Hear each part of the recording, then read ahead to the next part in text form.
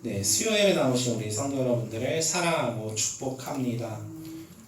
제가 지금까지 수요예배 설교를 하면서 구약 본문 가지고 설교한 적이 없었더라고요. 제가 처음 여기 예담교회 부임하면서 처음 했던 설교가 요한계시록 4장 하늘의 예배 설교였고, 그 뒤로는 이제 의도하진 않았지만 바울 서신들이 이제 쓰여지게 된 이제 배경이나 그런 메시지들을 쭉 한번 훑어보고 이제 요한계시록 소아시아 7교회에 대한 내용을 다뤘었는데, 오늘 수요예배 준비하면서 하나님이 야 구약 말씀 좀 준비해봐 라고 마음을 주셨어요. 근데 주셔도 하필 오바댜를 주셔가지고 되게 좀 당황스러웠습니다. 제가 신앙생활을 성도님들과 비교하면 압도적으로 짧게 신앙생활을 해서 그런 건지 모르겠는데, 오바댜 말씀 가지고 설교를 들어본 적이 없는 것 같더라고요. 제가 설교를 해본 적도 없었고, 그래서 성도님들 어떠신지 모르겠습니다. 아마 저희 담임 목사님께서 이제 성경 66권을 쭉 설교를 하시다 보니까 몇 번 들으셨으리라 생각은 드는데, 오늘 오바댜 말씀을 가지고 이제 주님 하나님께서 주신 말씀, 은혜가 무엇인지 함께 깨닫기를 원합니다. 우리가 성경을 읽을 적에 분명히 성경의 그 문자 그대로 읽고 이제 그 말씀을 이해하는 것은 몹시 중요하다고 말할 수 있을 것 같습니다. 가장 기초적인 믿음을 쌓는데 중요한 요소이죠. 이제 바울이 이런 데를 방문을 했고 이런 서신을 썼고 이제 이런 이야기들이죠. 근데 여기서 더 깊은 차원, 하나님이 우리에게 주시려고 하는 영적인 메시지를 읽어내기 위해서는 이 성경이 왜 기록되었는지, 어떤 배경에서 기록되었는지를 이해하는 게 중요할 것 같습니다. 이 부분을 파악하기 위해선 가장 기본적으로 저자가 누구냐를 알아야 합니다. 근데 오늘 오바댜서 관련해서 좀 문제가 있는데요. 일반적인 예언서들을 보면 1장 1절에서부터 나는 누구의 아들 누구이가 어떤 왕이 통치했을 때 예언 활동을 했다라고 이제 기록을 먼저 합니다. 자신이 활동한 시기를 알려줍니다. 그런데 몇몇 예언서들은 그런 언급 없이 바로 예언을 시작을 하죠. 오늘 오바댜도 그런 언급이 없습니다. 그러면 도대체 이 오바댜가 누구냐는 거죠. 누구냐? 구약 성경에서 등장하는 오바댜는 13명이 있습니다. 13명. 간혹 어떤 분들이 말씀하시기로는 이 13명의 오바댜 중에 가장 많은 분량으로 소개되어 있는 오바댜가 이 오바댜다라고 이야기를 합니다. 즉 북이스라엘 왕인 아합 왕이 이제 북이스라엘을 통치하던 때에 왕궁 맡은 자 오바댜라는 사람이 있었습니다. 이 오바댜는 여호와를 경외하는 자, 하나님을 경외하는 자라고 이제 소개가 되어 있는데요. 여호와를 경외하는 자 오바댜는 이제 아합 왕과 이세벨이 하나님의 선지자들을 박해하고 죽일 적에 이 오바댜가 하나님의 선지자들을 숨겨주고 배고플 때 이제 식량을 나눠주는, 몰래 나눠주는 그런 역할을 했었습니다. 근데 문제가 있다면 이 오바댜, 여호와를 경외했던 왕궁 맡은 자 오바댜가 활동했던 시기가 850년경, BC 850년경의 일인데, 오늘 오바댜서에 나오는 이야기들을 쭉 보게 되면 BC 587년 남유다가 멸망했을 때에 대한 이야기를 하고 있다는 겁니다. 그렇기에 좀 이 오바댜가 그 오바댜는 아닐 것이다 라고 생각을 할 수가 있겠죠. 그럼 정확히 누구냐? 알 수가 없습니다. 그렇다면 내용적으로 보았을 때 이 오바댜는 무슨 이야기를 했던 것일까 좀 보게 되면요, 에돔을 향한 신탁을 합니다. 에돔. 이 에돔이라는 나라는 이스라엘과 형제인 나라죠. 이스라엘은 야곱의 다른 이름입니다. 그리고 야곱의 형제 에서의 별명이 에돔이죠. 에돔. 두 형제는 처음에 장자권을 두고 사이가 틀어져서 화해하지 못하고 서로 떨어져서 살게 되면서 두 나라로 찢어지게 되고 그렇게 살게 됩니다. 그럼에도 같은 핏줄이기 때문에 하나님이 에돔을 많이 보호하신 것을 우리가 성경을 통해서 좀 확인할 수가 있습니다. 뭐 예를 들면 이스라엘이 이제 가나안 땅으로 이제 들어갈 적에 에돔을 거쳐서 들어가야 하는데 이게 자칫하면 전쟁이 막 발발할 수도 있는 상황이어서 에돔을 우회해서 들어갑니다. 하나님이 에돔은 네 형제다, 가족이다, 같은 식구였기 때문에 전쟁해서는 안 된다. 그래서 에돔을 보호하시고 이스라엘이 에돔을 배려할 수 있도록 우회해서 인도하시는 장면이 등장을 하는데요. 그런데 그 오바댜에선 그런 에돔을 향해 예언을 합니다. 그 예언이 무엇이냐?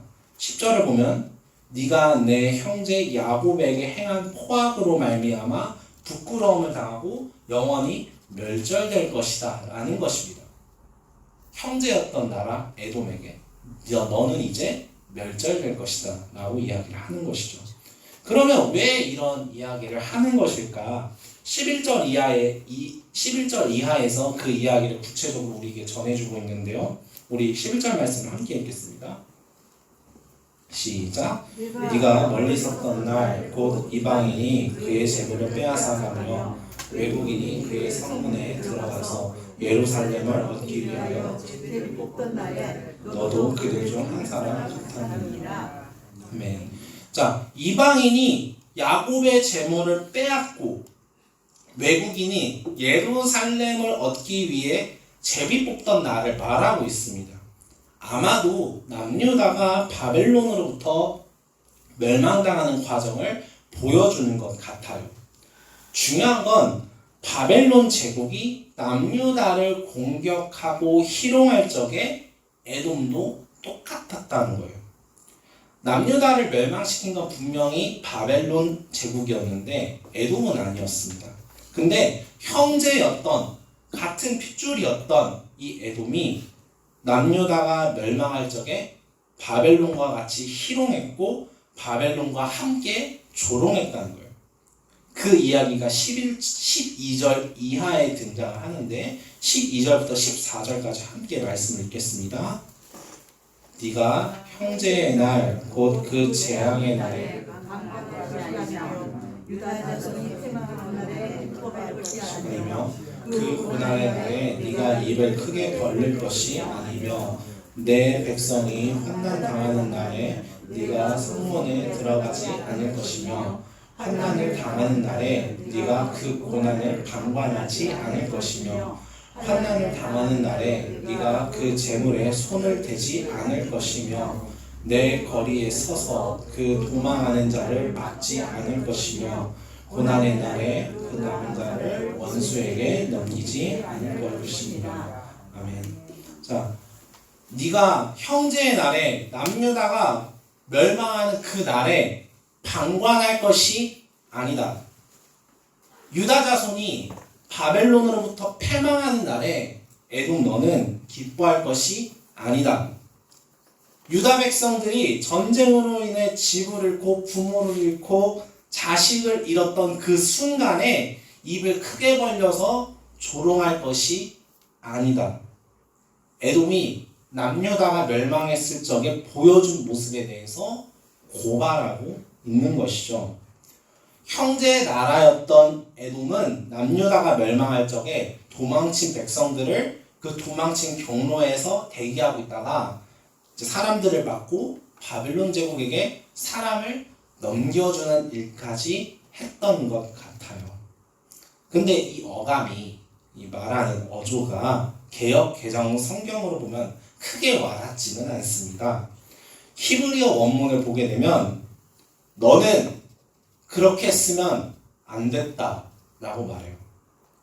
네 형제 남유다가 바벨론에게 조롱당하고 희롱당했을 때 너는 그랬으면 안 됐다. 나라가 멸망해서 울고불고 하는 그 상황에서 너는 기뻐했으면 안 됐다. 너만큼은 가장 가까이 있었던 형제에게 그렇게 행동했으면 안 됐다. 이렇게 이야기를 하고 있는 것이죠. 잠깐 제 이야기를 좀 꺼내겠습니다. 제가 신학생 시절 당시 일반적인 신학생들이랑 좀 결이 좀 달랐는데요. 보통 신학생들은 학부 1학년, 이제 대학교에 입학하자마자 1학년 때부터 교회 사역에 들어가서 사역의 뭐 행정적인 부분, 목회적인 부분들을 이제 배워나가기 시작합니다. 근데 사역을 감당해야 될 분량들이 너무 많다 보니까 신학 공부에 집중을 할 수가 없는 거예요. 그래서 뭐 지금도 뭐 상황은 비슷합니다만 수업 시간에 이제 공부는 안 하고 이제 뒷자리 가서 사역을 준비하는 거죠. 보통은 설교문을 쓰고 막 이러긴 한데, 그래서 사역을 준비하는 신학생 전도사들이 공부를 못하고 사역을 준비하는 이제 그런 상황이, 그런 악순환이 좀 계속되고 있습니다. 지금도 그래요. 그래서 사역이 중요하긴 한데 신학적인 내공을 쌓지 못하면 교회에게 전해야 될 꼴이, 그 꼴의 질이 굉장히 낮아지는 거죠. 이제 이런 악순환 때문에 어떤 이들은 사역에 집중하기보다는 공부에 집중해야 된다. 약간 이런 케이스들이 좀 있었습니다. 저도 이제 이런 케이스 중에 하나였어요. 그러다 보니까 다른 동기나 후배, 뭐 선배님과 비교했을 때 이제 교회 사역에 대한 전문성이 많이 떨어지는 그런 약점이 있었습니다. 그래서 신학생들 사이에서 늘 하는 얘기가 일 잘하는 사역자가 인정받는다. 공부 백날 해봐야 소용없다. 뭐 이런 이야기까지 막 하기도 해요. 그러다가 이제 제가 대학원생 시절에 이제 친구들이랑 이제 같이 있었는데 제가 이런 고민들 좀 털어놨습니다. 다른 친구들은 이제 다른 신학생들과 똑같이 학부 1학년 때부터 사역 열심히 하고 막 이러다 보니까 굉장히 능수능란하게 사역을 잘하는데 저는 공부에 막 집중했다 보니까 나중에 사역지 들어가면은 걱정되는 거예요. 막 가면은 막 일 못한다고 막 구박받고 막 그럴까 봐 걱정되는 거예요. 무서운 거예요. 그래서 이런 이야기를 친구들한테 꺼냈습니다. 이제 제가 이런 이야기를 친구들한테 했던 이유는 이제 좀 위로받고 싶어, 약간 좀 도움받고 싶어, 이런 목적으로 이야기를 꺼냈던 거죠. 내가 가지고 있는 연약함이 사역에 대한 경험 부족이다. 일을 잘 못한다. 그래서 앞으로 사역하는 게 좀 막막한 것 같다. 뭐 이런 이야기를 친구들한테 했었어요. 이 굉장히 저한테는 굉장히 무거운 이야기를 친구들한테 이제 꺼냈던 거죠. 제겐 너무나 큰 문제였기 때문에. 근데 한 친구가 저한테 이런 이야기를 하는 거예요. 성현아, 네가 사역하게 될 교회는 진짜 불쌍하다. 이런 이야기를 하는 거예요. 상처였죠. 그때 당시 상처였는데 내가 제가 가장 연약하고 조심스럽고 위축되는 문제였는데 그 문제를 같이 들어주지 못하고 공감해 주는 게 아니라 더 들추어내고 치부를 더 몰아세우고 공격하고 조롱한 거예요. 그래서 가끔씩 지금도 사역하다 보면은 그 말이 갑자기 생각나서 제 마음을 찌르는 순간이 있긴 합니다. 그냥 갑자기 생각나서 막 저를 막 공격을 해요. 저뿐만이 아니라는 생각이 또 듭니다. 특히 교회 공동체 안에서는 더더욱 그런 것 같아요. 내가 가장 믿고 의지하고 함께 했었던 사람인데 그 사람은 아무런 의도 없이 툭 던진 말일지 몰라도 그 말이, 그 행동이 내 마음, 내 온유함, 내 평안함을 깨뜨리는 거예요. 내 수치를 들추어내는 거예요. 내 치부를 부추기는 거예요. 이에 대해서 우리가 버럭 화를 내고 반응하면 하나님 앞에서 약간 죄를 짓는, 공동체를 약간 파괴하듯 온유함을 지키지 못하는 그런 모습이 되어버리니까 미쳐버리는 거예요. 속이 막 꽉 막히고 막 부글부글 막 끓어오르는 거죠. 오늘의 말씀도 마찬가지입니다. 가장 가까이 있었던, 같은 핏줄이었던, 오랜 시간 함께 해왔던 형제 에돔이 남유다가 멸망했을 때 그 수치를 들추어내고 그 치부를 부추기고 공격하고 조롱하고 비웃고 희롱하는 거예요. 유다 입장에서 얼마나 고통스러웠겠어요. 차라리 바벨론이 우리를 희롱하고 공격하고 조롱하는 건 상관이 없어요. 쟤네들은 남이니까 욕하고 분을 내고 공격하고 미워하면 그만이거든요. 근데 에돔은 아닌 거예요. 에돔은 내 곁에 있는 사람이에요. 나를 오랫동안 봐온 친구였고 형제였어요.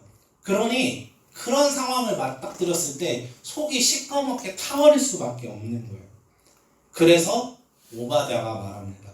너는 그랬으면 안 됐다. 너만큼은 그랬으면 안 됐다. 근데 여기서 우리가 생각해 볼 게 있습니다. 이 오바댜의 예언을 듣는 사람, 이 오바댜를 읽고 있는 사람이 누구였을까요? 에돔에 대한 이야기이기 때문에 과연 에돔이 이 이야기를 들었을까요? 유대인의 성경을, 구약 성경을 누가 읽었냐는 것입니다. 바로 유대인들이죠. 에돔은 이런 말씀을 들을 생각조차 못했을 겁니다. 이 메시지를 던지는 사람, 그리고 처음 이 메시지를 듣는 사람, 그리고 이 메시지를 읽는 사람, 처음 읽는 사람, 에돔에게 공격받고 상처받은 남유다 사람들이었다는 거예요. 그러면 오바댜를 포함한 이 유대인들이 이 말씀을 듣는다면 어떤 마음을 가졌을까요? 저 강대한, 아무리 발악해도 이길 수 없었던 바벨론 권력에 빌붙어서 그래도 같은 핏줄이었던 형제 에돔이란 나라가 우리를 희롱했어요. 치부를 들추어냈어요. 수치스럽게 더욱 부추겼어요. 나라는 멸망당하고 희롱당하는 상황에서 하나님이 말씀하시는 거예요. 에돔은 그랬으면 안 됐다. 에돔만큼은 너희들에게 그렇게 했으면 안 됐다. 그 말씀을 들은 유대인들의 마음은, 이 말씀을 전하라고 명령받은 오바댜의 마음은 어떠했을까요? 하나님이 아신다는 겁니다. 내 마음을 하나님이 아신다는 거예요. 내 상황을 하나님이 아신다는 거예요. 내가 정말 힘들어하고 고통스러워하고 정말 믿었던 사람에게, 의지했던 사람에게 내 마음이 찔렸을 때 비명도 지르지 못하고 끄끄 참아내는 내 마음을, 내 상황을 주님이 아신다는 거예요. 엄청 큰 위로가 되지 않았을까요? 엄청 큰 힘이 되지 않았을까요? 그렇다면 과연 이 이야기가 유대인들에게만 해당되는 이야기일까요? 여기서 우리는 오바댜라는 이름을 좀 다시 살펴보기를 좀 원합니다. 오바댜라는 이름은 두 개의 단어가 합쳐진 이름인데요. 아바드라는 히브리어 단어랑 야훼, 여호와라는 히브리어 단어가 합쳐진 게 오바댜입니다. 야훼는, 여호와는 다들 아시죠? 하나님의 이름, 하나님의 이름이 여호와, 야훼죠. 그럼 아바드는 뭐냐? 이제 아바드의 뜻이 경작하다라는 뜻이 있습니다. 그리고 예배하다라는 뜻도 있어요. 그래서 창세기 2장을 보시게 되면 하나님이 사람을 창조하시고 에덴 동산도 창조하신 다음에 사람을 에덴 동산에 두시죠. 그러고선 사람에게 명령을 부여하시는데 에덴 동산에서 경작하게 시키도록 명령하세요. 여기서 경작하다가 아바드입니다. 그래서 이 아바드가 예배하다라는 뜻도 있어서 태초의 인간은 에덴 동산에서 경작도 하지만 하나님을 예배하는 존재로 지어졌다고 이렇게 해석할 수도 있겠는데요. 그래서 아바드라는 단어와 여호와라는 단어를 합치니까 하나님을 예배하는 자, 하나님의 종, 하나님을 위해 일하는 자, 뭐 이런 뜻으로 이제 해석을 할 수가 있습니다. 달리 말하면 가장 가까이 있었던 사람에게 내가 상처를 받았어요. 수치를 당했어요.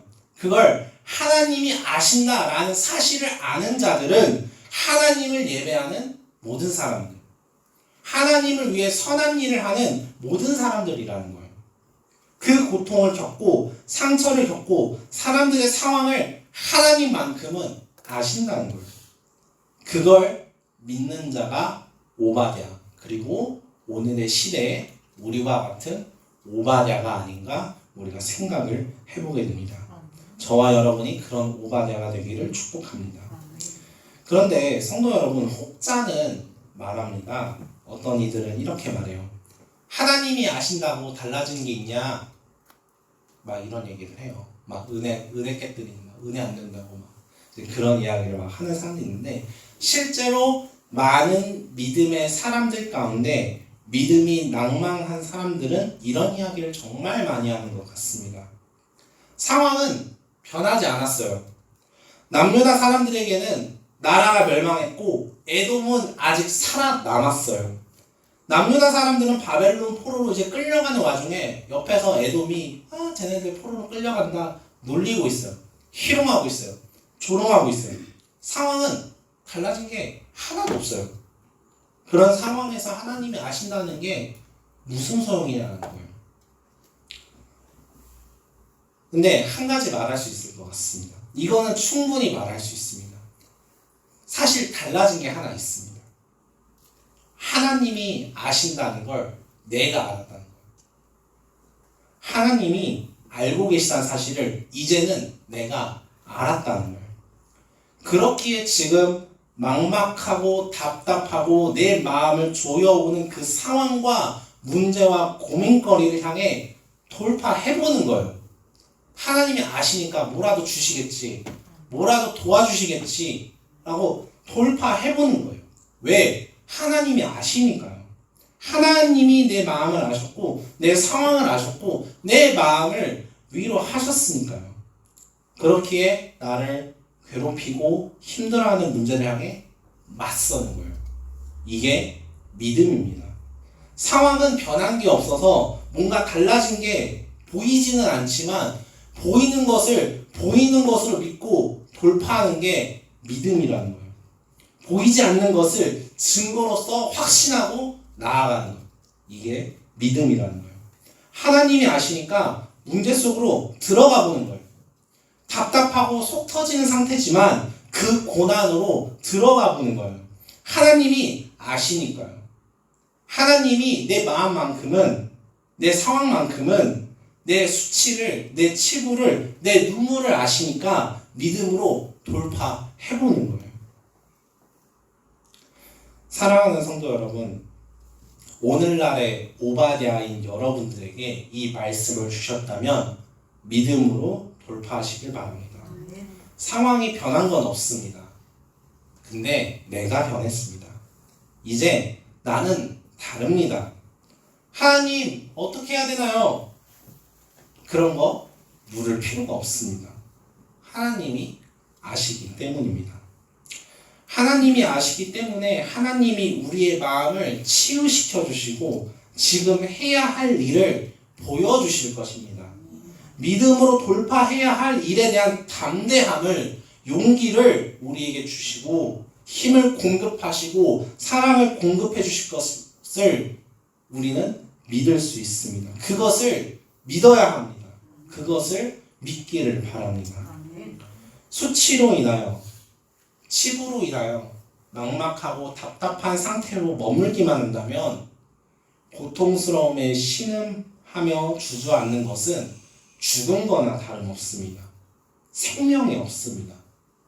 오늘날의 오바댜라면, 하나님을 예배하고 하나님을 위해 일하는 자들이라면 하나님이 아신다라는 믿음으로 말미암아 살 것입니다. 하나님이 아십니다. 그 믿음으로 사는, 그 생명의 믿음으로 사는 저와 여러분이 되시기를 주님의 이름으로 축복합니다.